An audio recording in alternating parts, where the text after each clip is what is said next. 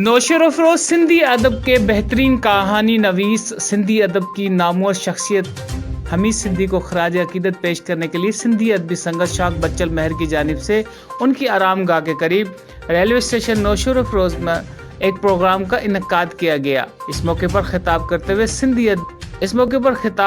सिंधी अदबी संगत जिला राब्ता सेक्रेटरी शायर व अदीब एम जफर तगर, सदर नेशनल प्रेस क्लब बज़ में रू के सदर रिहान इकबाल, हुसनैन मेमून, अमजद मेमून, सागर यूसुफ मंगी, यूनुस राजपर, अमानत उस्ताद अमानत लिस्तड़ो, सोडल मेहर ने भी खिताब किया।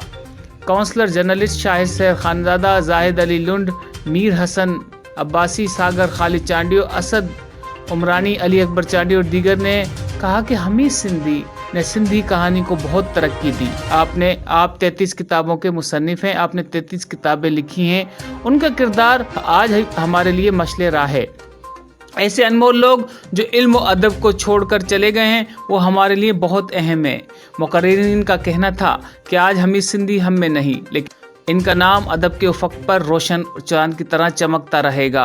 हमीद सिंधी की आज तीसरी बरसी के मौके पर होने वाली इस अदबी प्रोग्राम का इनकाद करने पर हम अदबी शख्सियत सीनियर सहाफ़ी एम जफर तगर और सिंधी अदबी संगत का बहुत शुक्रिया अदा करते हैं कि जिन्होंने ये प्रोग्राम अरेंज किया। हम आज भी हमीद सिंधी की इन किताबों को सुबह की तरह एक मासूम बच्चे की नज़रों से देख रहे हैं।